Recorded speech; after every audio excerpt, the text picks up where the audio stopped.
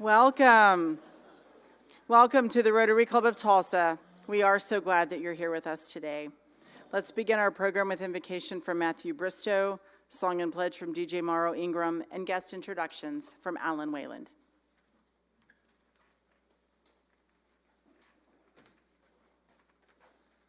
Please bow your heads.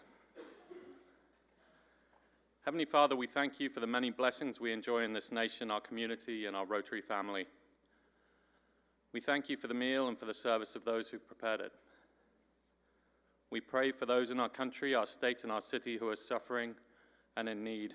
And as Rotarians, we'd ask that you help us to use our gifts to intercede and help others through Rotary, through our work, through our friends and families.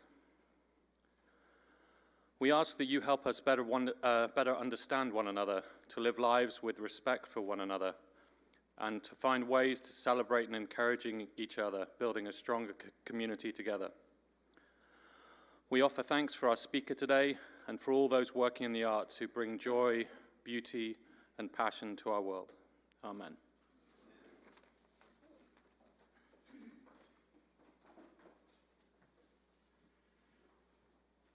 Well, this isn't intimidating at all, leading song today. So y'all sing loud. Please join me in America the Beautiful, followed by the Pledge of Allegiance.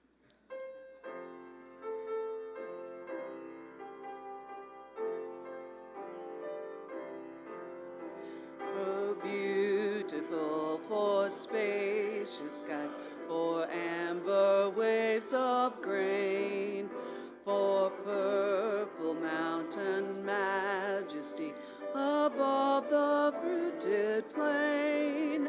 America, America, God shed his grace on thee, and crown thy good with brotherhood from sea to shining sea. I pledge allegiance to the flag of the United States of America and to the republic for which it stands, one nation under God, indivisible, with liberty and justice for all.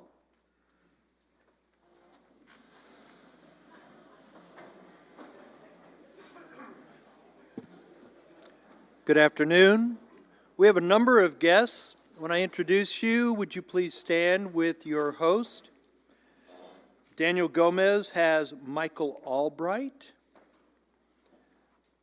Elaine Dishman has, looks like 3, Drake Ballou, Evan Tipton, and Jeff Colvin. We have a number of people from the Tulsa Regional Chamber. Looks like Mike Neal has them here. We have Rachel Nogalski, Renee McKinney, Cheyenne Hampton, Courtney Wasserat, and then we have David Wagner has Becky Frank, and Amanda Nichols. Kevin Murray has his wife Annette Murray. We also have Natalie Bowling from the Tulsa Chamber. And finally, we have our visiting Rotarian, Steve Barnes. Hi, Steve. Welcome and enjoy your lunch and the program today, and you're always welcome back to Rotary.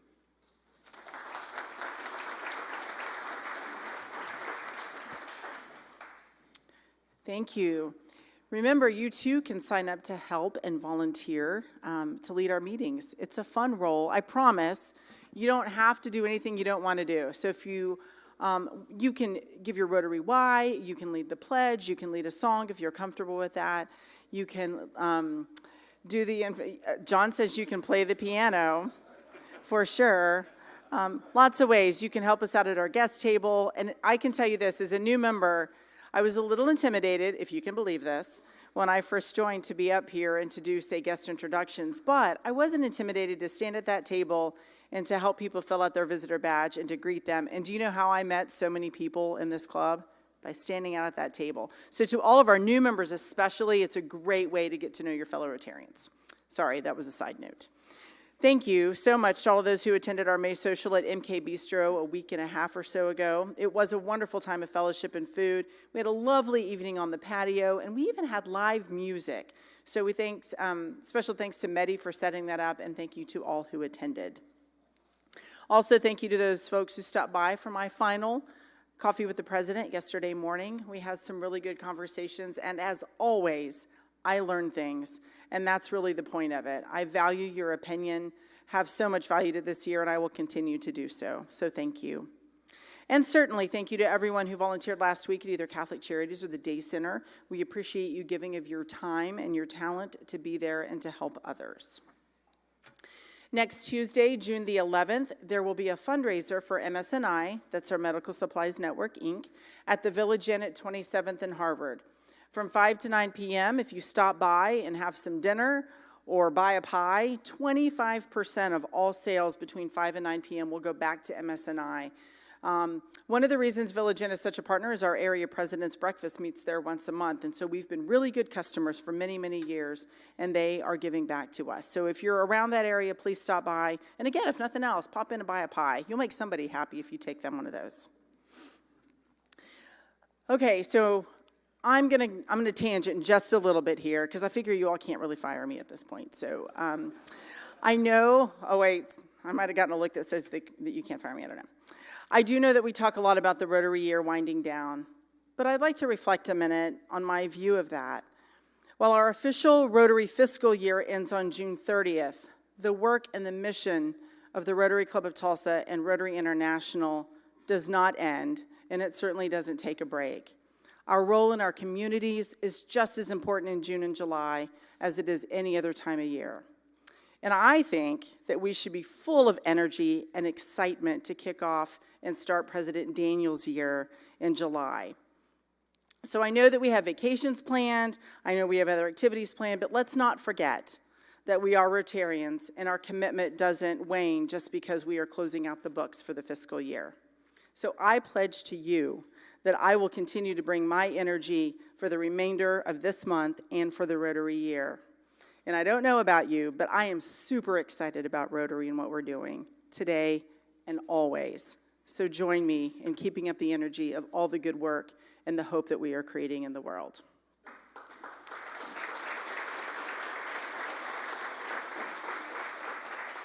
Thank you. So as Christopher Bryan makes his way to the front, he's going to help me out with Sarge time because Sarge got delayed in getting back from vacation. He had planned to be here but didn't quite make it. So Christopher is going to help us with our drawing here in just a minute. But before he draws that winning ticket for the 50-50, I want to say that our speaker, Mark Fry, has been extraordinarily generous and is donating 2 tickets to Fiddler on the Roof in August. Those dates are August 16th through the 31st, and if you are the winner, I'm going to tell you how you can win in a minute. If you are the winner, you'll get to call and choose a time during that August 16th through the 31st run. He's also donating 2 tickets to Moulin Rouge for the Tuesday, August 13th performance at 7:30. Very cool shows in August. You have some time to plan. So here's your responsibility. Look at those calendars, not right this second. Don't get your phones out. And think about this. And next week, we are going to auction off those tickets to raise some money for the Rotary Club of Tulsa Foundation. But we want to say thank you in our Rotary style to Mark for donating those tickets to us.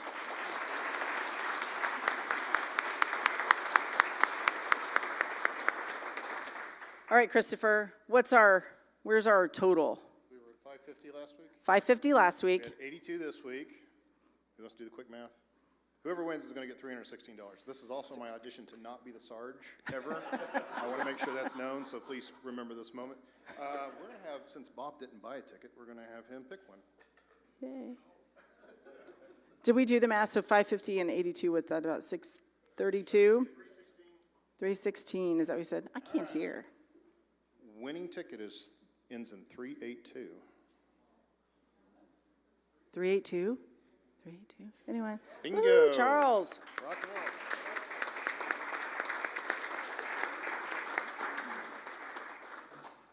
Have these been pre-shuffled? They have been pre-shuffled, I mean, by a professional shuffler. Just to prove, all right. Ace of spades, right? Is that what we're looking for?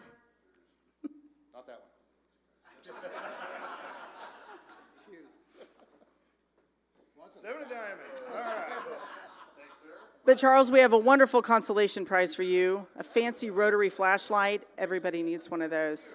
Thank you, sir.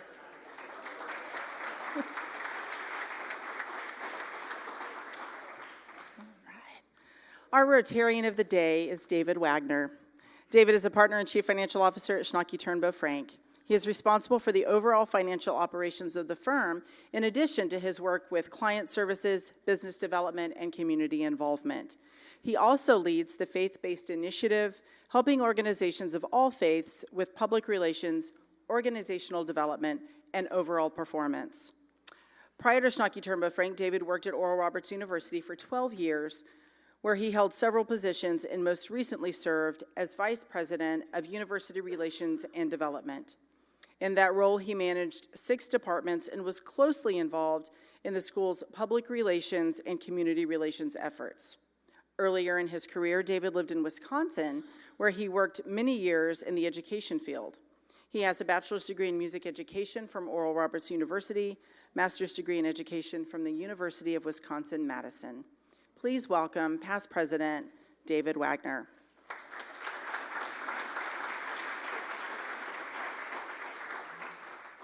Thank you, President Tiffany. And you heard what my undergraduate degree was in, right? Music, right? Am I in music today? No, but I enjoy music. So I am really looking forward to this program today with Mark coming and really sharing all the exciting things. I look at the PAC as like a crown jewel of Tulsa, and I hope you do as well. And Renee, thank you for bringing your team, your interns here, so that they can hear about all the great things going on too. So now back to Mark. Mark Fry is a certified performing arts executive with a broad background in performance, directing, and theatrical management.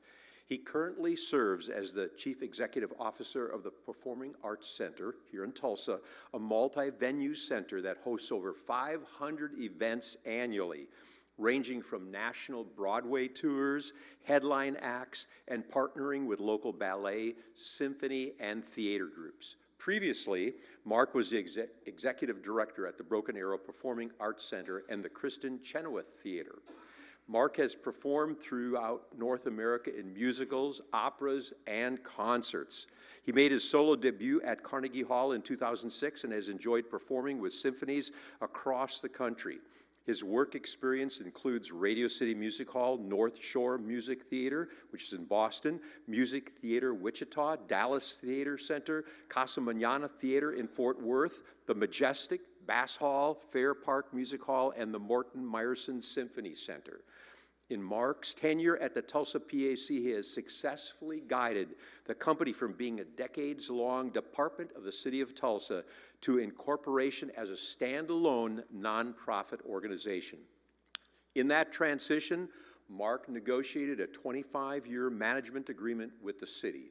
Since then, that point in time, Mark has grown the staff and programming of the center immensely. He created TPAC's, or Tulsa Performing Arts Center, Orbit initiative in his first year at the center with the intention of getting the arts outside the walls of TPAC. In partnership with Celebrity Attractions, he also began the Discovery Awards. Most recently, Mark successfully led the campaign for Improve Our Tulsa funding, in which Tulsans voted $79.7 million package for capital improvements for the Tulsa Performing Arts Center, which is the largest organization in the history of Tulsa. It's the largest for any arts organization. And an interesting fact I learned about Mark this morning, he's also a voting member for the Tonys. So, if you want any influence on that, you can just talk to Mark. Anyway, Mark serves as chair for the Tulsa Office of Film, Music, and Culture and was instrumental in securing significant ARPA funding for the Play Music Fund. He continues to perform locally in music theater and occasionally directs and consults on local and national theater projects.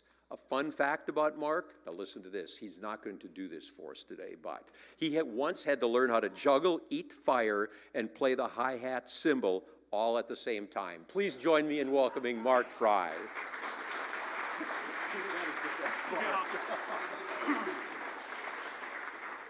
Well, good afternoon. That is a true fact, but I'm not going to do that because my beard will catch on fire. And where's my America the Beautiful soloist? You did a wonderful job. You're hired wherever you went.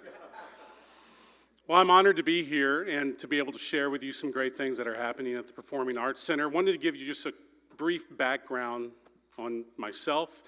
Born and raised in Tulsa, and sang my first solo in church when I was 4 years old, and I've been in front of people the rest of my life. I don't really know anything else. And during my senior year at Jinx High School, I was offered the role of Judd Fry in the musical Oklahoma at the outdoor amphitheater west of Tulsa called Discoveryland. Does anybody remember Discoveryland? Yeah. I still miss Discoveryland, I really do. And I performed the role of Judd Fry, not Mark Fry, but Judd Fry. That's kind of crazy. All through my undergraduate degree. And what that did for me was I was able to earn my Actors Equity card, the Stage Actors Union card, before I graduated. And that's very hard to do, especially in the middle of the country. And I was very lucky to do so, so that during my senior year in college, I booked my first national tour. Then I booked a second one, and I thought, this career is so easy. I got this. Well, then I started hearing more and more no's, and you're the wrong type, you're already losing your hair, you're not a chorus boy, on and on and on. And so I found myself in Dallas, Texas, in between gigs, which is actor code for unemployed. And I needed a gig. And I don't know if you've driven from Tulsa to Dallas, but there's a huge outlet mall called the Allen Premium Outlet Mall. Anybody driven by that or been there? So I was called about this concept where they were going to create Santa's workshop, and they wanted Santa to sing. I was like, I got this. So between the time I signed my contract and the time I showed up for work, some genius in the marketing department of the Allen Premium Outlet Mall decided Santa shouldn't sit. Santa should walk the perimeter of the outlet mall, like the 2-mile perimeter of the Allen Outlet Mall, singing and greeting the children. So here's what I learned quickly, like within the first 30 minutes of my short career as the singing, wandering Santa. Children do not want to hear Santa Claus sing. Children want to tell you what they want for Christmas. Parents, they don't want to hear Santa Claus sing either. They're trying to survive the shopping day and find the nearest bar. That's all they want to do. And then it was also like the most unusually warm December in Dallas, temperatures in the 80s, humid. So now picture a strolling, singing, sweating through his costume Santa. I was not very popular.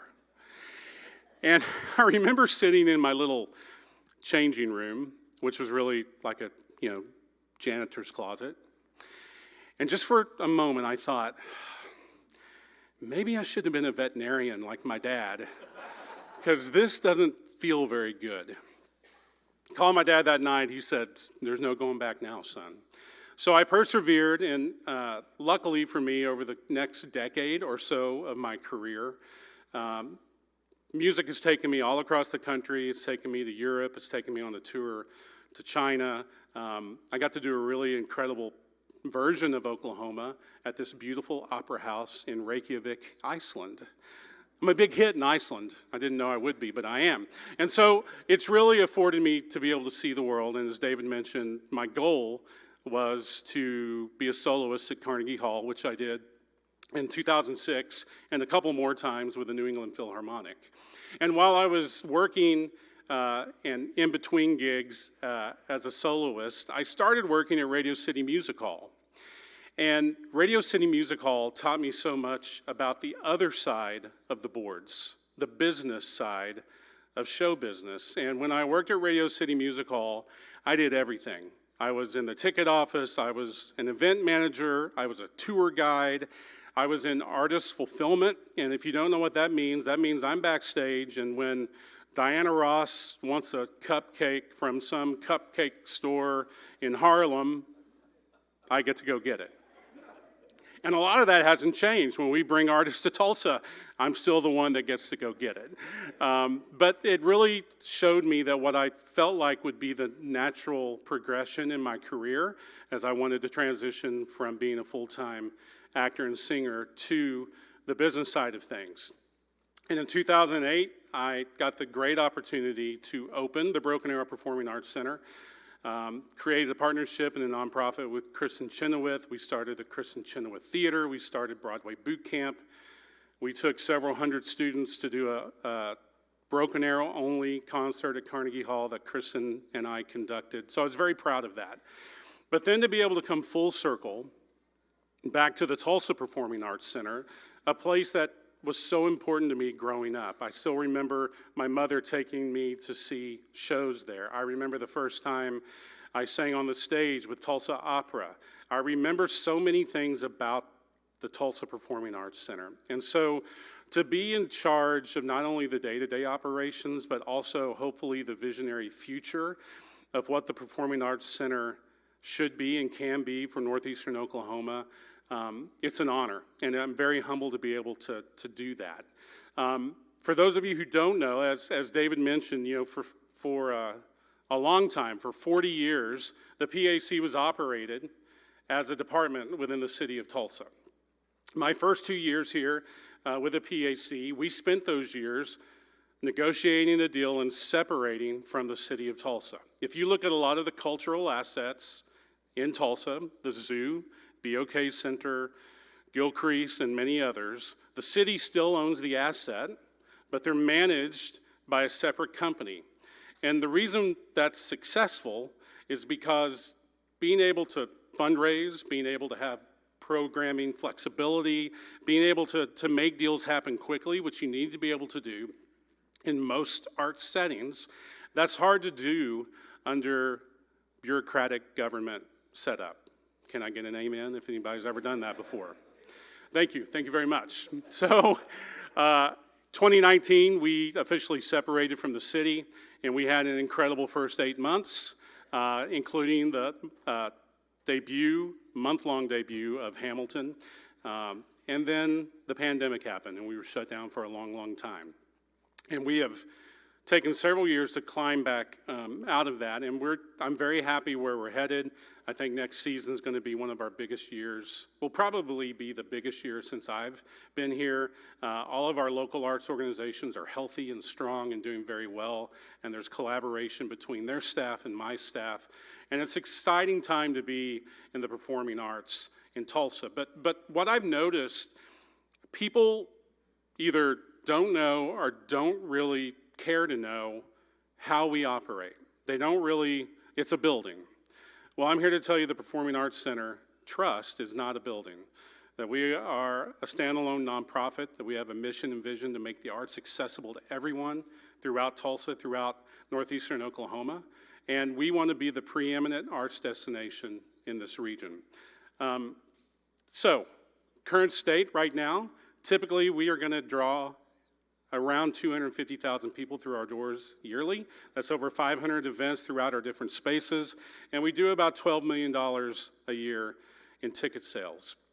When you look at studies that show what people spend above and beyond their ticket sales, gas, restaurants, babysitters, if they come from outside the Tulsa metro area, hotels. When you look at the impact that the Performing Arts Center, that our other cultural institutions have, we have an economic impact, the arts does, of $100 million annually.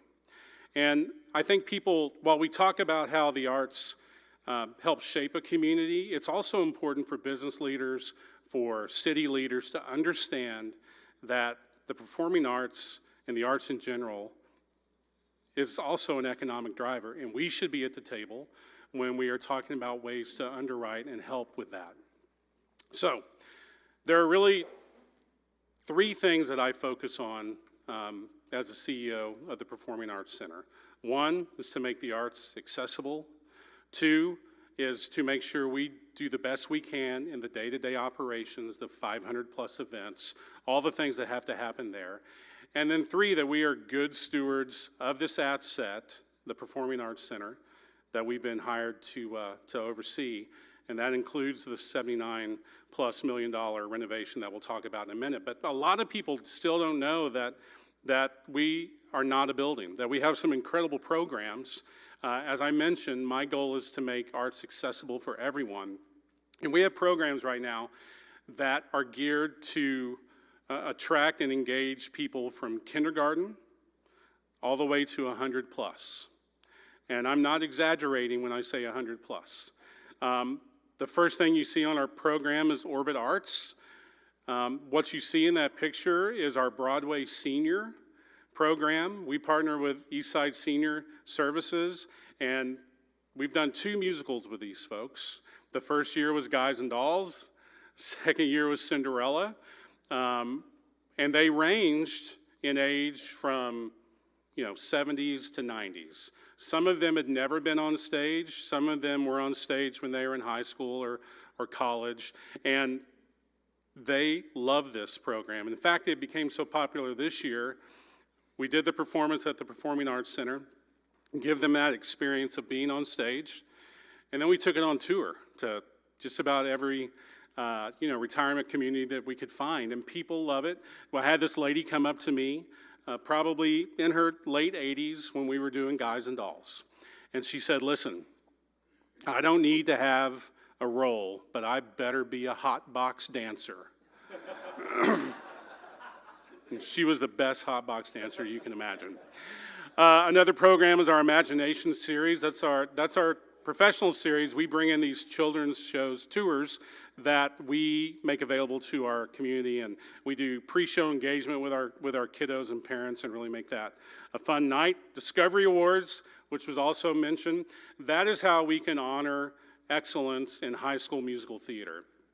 We just finished our 4th year last Friday night. It was our biggest year so far. We had 31 high schools participate, and it's a program where we send adjudicators to watch these high school musicals at their high school. Then 2 students are nominated from each high school. They come to the Performing Arts Center for about 10 days. I bring in some of my Broadway friends, and they get to work with Broadway professionals right here in Tulsa. Then we put on a show. 2 students are then selected to represent us at the Jimmy Awards, which is the National High School Musical Theater program, and they'll make their Broadway debut at the end of this month in the Minskoff Theater. So that's an exciting program that when I was growing up, I would have killed to have a program like that. So we're very excited. We were the first one in the state to do it. We beat Oklahoma City. Yes. We also have our Brown Baggett program, which is a free lunchtime series where you can, bring your Jimmy Johns or whatever you want and come to the Westby Pavilion and enjoy all kinds of different music throughout the year. Our Any Given Child program, that's where we bring every kindergartner from Tulsa Public Schools to the Williams Theater to watch, probably for most of them, their very first stage production. And that's a program that we love and that we're very, very proud of. We also started a youth choir, because why not? Because we see that some schools, as they cut funding and they don't have choir programs, we saw that as a void that we could fill. We have a very incredible music director, Jeremy Stevens, who leads that program as well. We also work with the George Kaiser Family Foundation, and we created the Theater Development Fund. And what that does is we give facility grants to local arts organizations who are wanting to rent and utilize the Performing Arts Center, but can't afford, the building's not cheap to operate. So those costs are offset so that we can get as many different people in our facilities as possible. We're also excited that we now have a costume collection. When the University of Tulsa closed their theater department, that's where I did my undergrad work, we took on their costume collection. And what I thought initially was going to be, 5,000 pieces. Amanda, how many are we up to? Like 40,000? We have about 40,000 costume pieces. Yeah. The goal with that is we provide those costumes to anyone using our building free of cost. All they have to pay for is the dry cleaning and any repairs that need after they use our costumes. And then during the pandemic, we started Arts in the Air. And in the fall of 2020, we did a 10-week-long outdoor concert series on the Williams Green. It was the longest running outdoor series in America in 2020. We're very proud of that. We bring that back once a year during the weekend, for one weekend to just get outside and, because there's no windows in the Performing Arts Center, so we like to see the outside every once in a while. So those are our programs. When you hear about the impact we want to make in our community, that you hear about ways that you can get involved and help support either by volunteering or by donating or becoming a member of our Luminary Circle, which is our membership program, that helps offset those costs for programs like that. Now, the other part of what I've been hired to do is take care of the Performing Arts Center, the physical part. We are playing catch up. You've heard Mayor Bynum talk about it, because of deferred maintenance for years and years and years.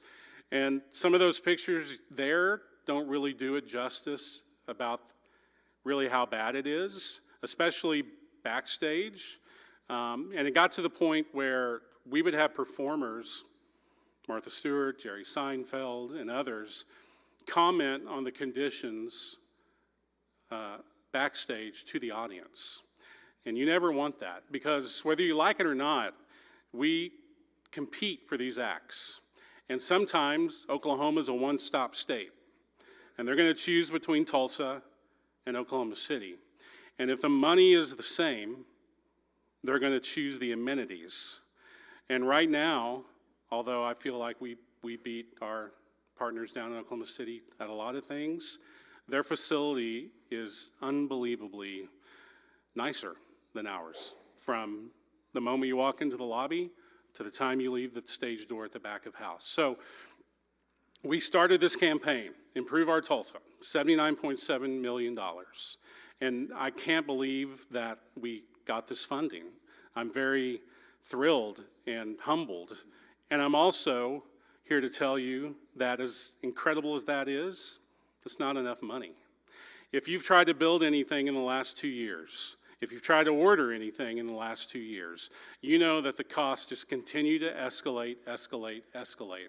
And when we were working with the city on what projects we could and could not do, there were very important things that were cut.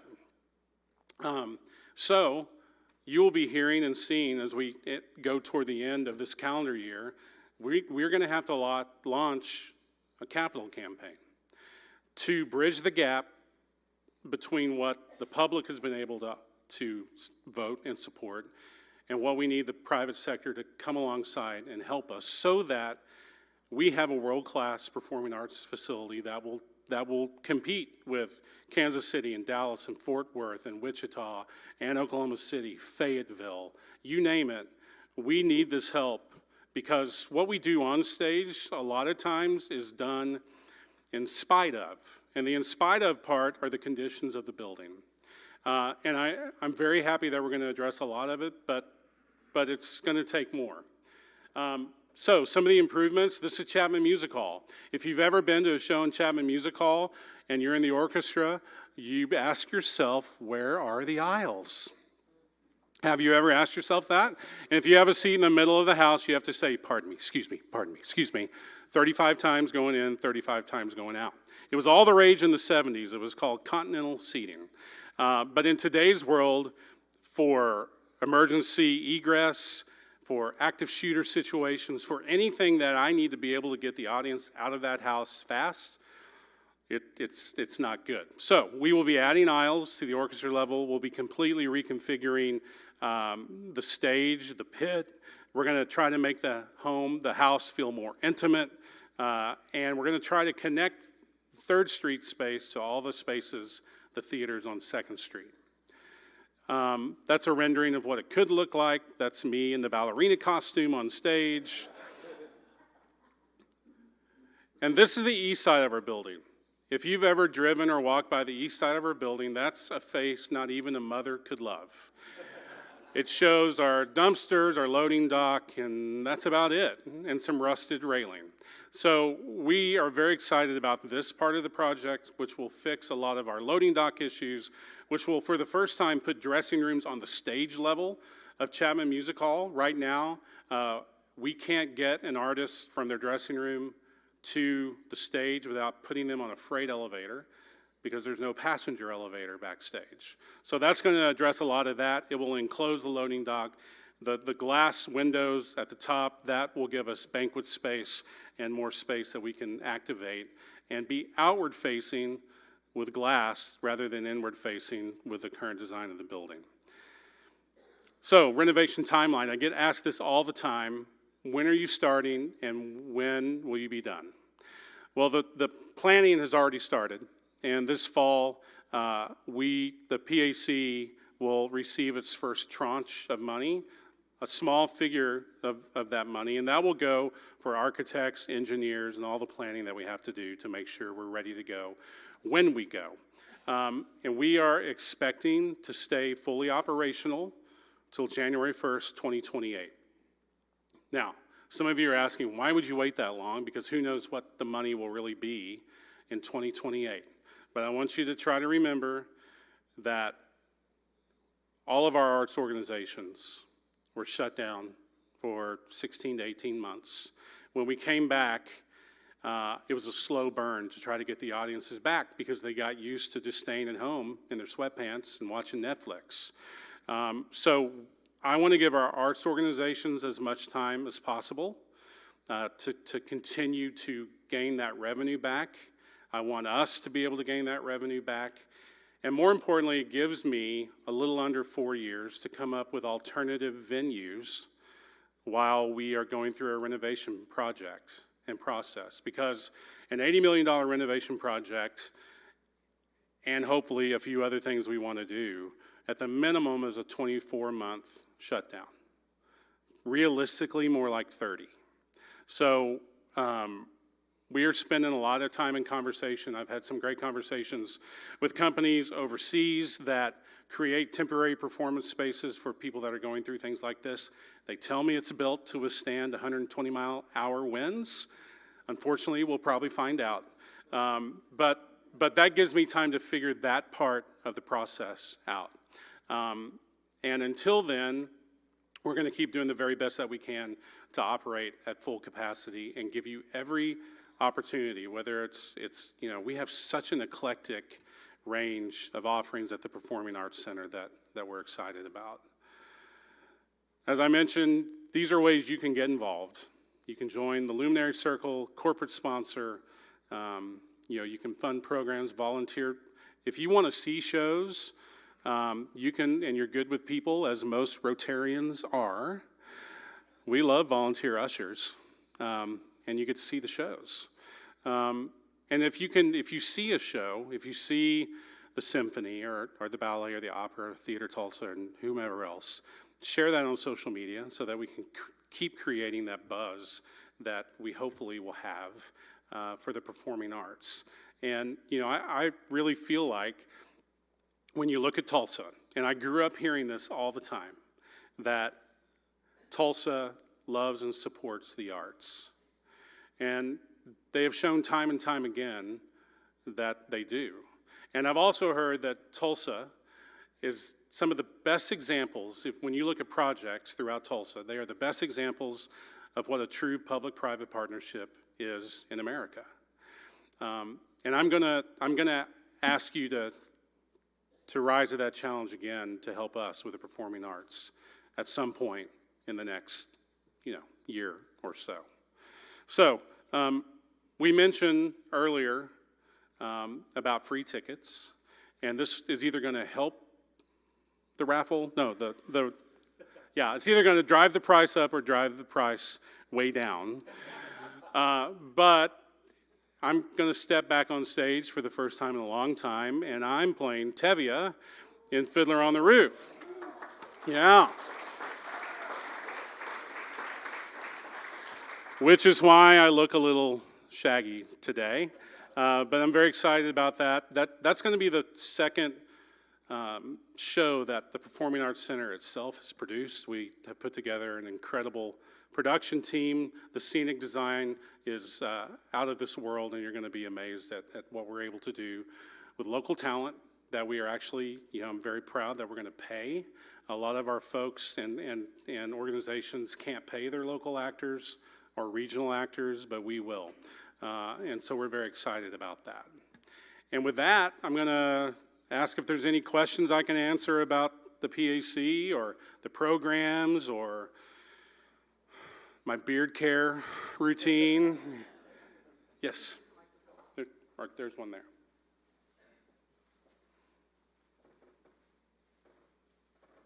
Thank you, Mark. Yeah. I'm curious, how are you funding these alternate venues?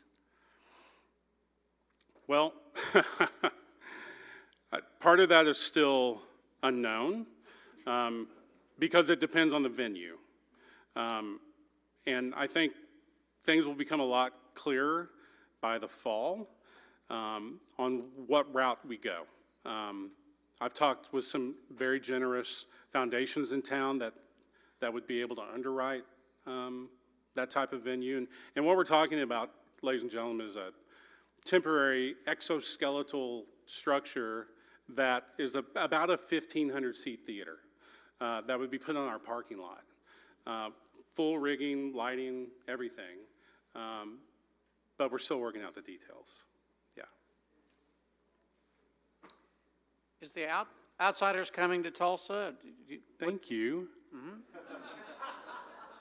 No, yes it is. Yeah, we were thrilled that the Outsiders came here before the Broadway opening, and we were thrilled that Tulsa was a big part of it on their last preview and then opening. And yes, we will be the city that launches and kicks off the Outsiders Tour in the fall of 2025, and we're thrilled about it.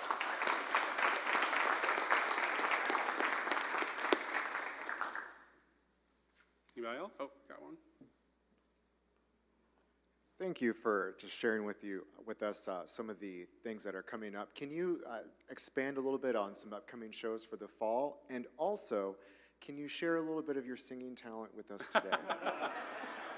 Oh, no. For the fall, well, we've got 7 Broadway tours this year. Moulin Rouge, help me, Amanda, Wicked, MJ the Musical, Mrs. Doubtfire, Back to the Future, Clue, thank you everyone who's a season ticket holder.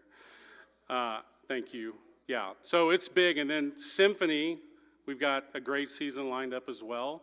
And I don't know if you saw Tulsa Opera announce a very special guest artist, Renee Fleming, at the end of the season, Opera Legend. That's going to be incredible.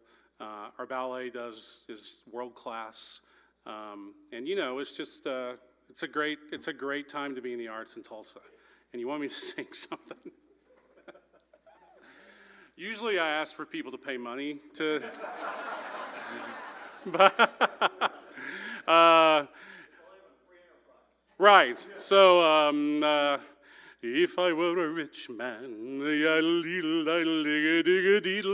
dum, all day long I'd biddy bum. If I were a wealthy man, I wouldn't have to work hard. Dum. If I were a bitty rich, diddle man. How about that?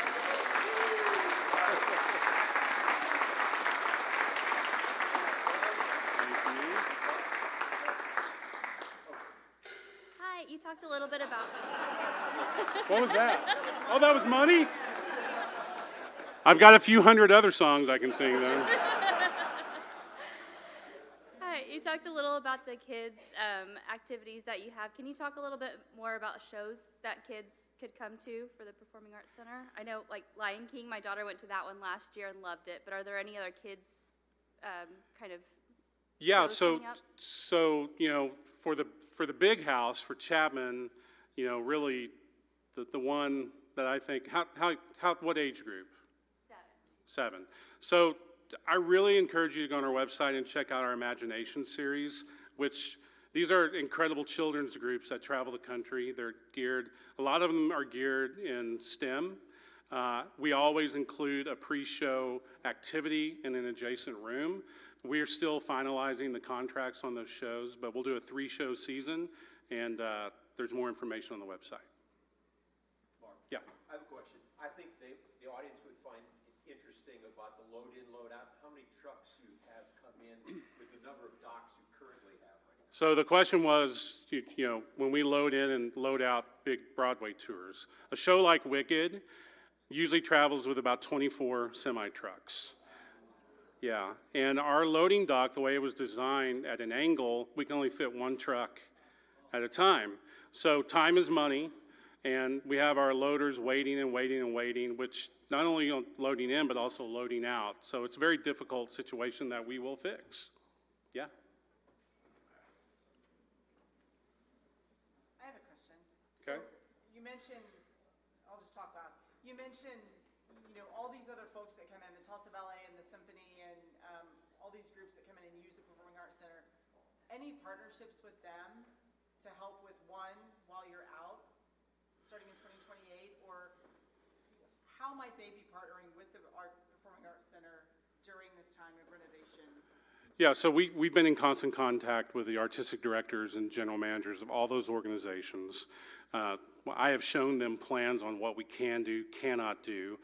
There will come moments when we will bring companies in where we will ask their tech directors to meet with us so that we can figure out the best path forward. But yeah, we're in constant communication with all of them. And we're going to have to be flexible. That's the key. Yeah.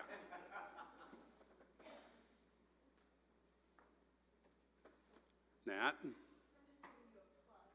Okay. Do you have any business spaces that are cool? Thank you, Nat. So we were very proud over this last year to reopen La Fortune Studio. La Fortune Studio, when it was first built in the 90s, was supposed to be a smaller performance space, but it really never materialized into that. And it became really a storage room for road cases for these companies. Well, that's not good enough for the La Fortune name after I had the honor of being around Mayor LaFortune on our board. So we reimagined it, and it is now a multi-level nightclub that was built and geared towards Studio 54 in New York.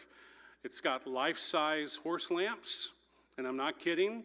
It's got an incredible lighting system, disco floor, mezzanine, and that's available for rent at TulsaPAC.com. Okay, thank you all.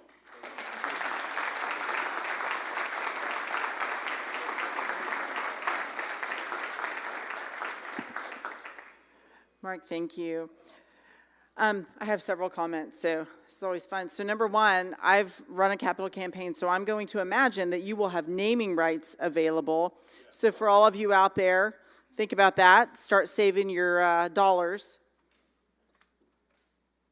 Because I bet for the right price, you could name a part of this new building that they're doing. So think about that. I also think that we learned today that it's never too late, and there is still an opportunity for many of you out here to get on stage and start your performing career. They have a program that can facilitate that, and I did not know that about your senior program, and that is very cool. I mean, you're way too young for it. So, well, it's funny, we talked earlier, I swear that we've worked together 30 years ago probably, but for those of you who don't know, I grew up performing. I was a dance major in undergrad, and I did musical theater for many, many, many years. And I appreciate the programming that the Performing Arts Center does for our community because it makes a difference, whether you're in kindergarten or you're, would you say, up into the 90s? Performing on stage. So it's a wonderful service to our community. Thank you for that and for leading that. For sure. And I think just whoever's in charge of socials in the fall of 2025, I'm sure you're in this room, I'm pretty sure we need to do an organized Rotary social to the opening of The Outsiders, the musical, when it comes to Tulsa that fall. All right. So a book recognizing today's program will be presenting to our partner in education school, Celia Clinton Elementary. There you go. It's Backstage Cat. I actually did a show one time where there was a cat loose backstage. It was harrowing. You just never knew when it might make an appearance. So it is important to have a really good and safe facility so that you don't have cats sneaking in the back door. And just to note, it was not at the Performing Arts Center in Tulsa that had a leaky system and let cats in the back door. So much smaller venue. Upcoming programs. June 12th, next Wednesday, our Attorney General Gettner Drummond will be with us, so be sure and put that on your calendar. As you all know, if you've been here when we've had somebody that's in politics or a public figure, we usually have a pretty big crowd. So be here early to get your lunch, bring a friend, and come prepared to listen to a wonderful presentation. June the 19th, Pamela Stewart will be with us. She's our Rotary International representative, and she will be driving from Louisiana to be with us that day to present about our Rotary International Foundation and to help us present our newest round of Paul Harris Fellows. So it will be a wonderful day of information and celebration, so be sure and be here. And then June 26th, not only is that our year-end celebration, can you believe that'll be my last day? Some of you are probably cheering inside. But we'll also have a special speaker to come talk to us and deliver a patriotic message to launch us into our 4th of July holiday. So it will be full of fun, full of recognition, and we hope that you will join us that day as well. Special thanks to our gold sponsors, We Be Trees, Tim Nall, Max Electric Supply, Jack McGlumphy, Coldwell Banker Select, Sheree Gardner, Ken McConnell CPA, and OK Ethics, Mary Lytle. To this week's silver sponsors, Associated Mortgage Corporation, Chuck Wilson, Bank First, Paul Baumann and Bill Miller, and Clear Ridge LLC, Matthew Bristow. And to this week's bronze sponsors, Claude Neon Federal Sign, James Adair, Gable Gottwalls, Jeff Hassel, Paul Rossler, and Adam Doverspike, Hall Estel, Tom Clendon, Daniel Ketchum, and Hanson and Holmes, Richard Holmes. I think that's really all I have for today. So I invite you to come up and greet our speaker today and ask him any questions you forgot to ask and tell him thank you for being here. Go, create hope in the world through service above self. We are adjourned.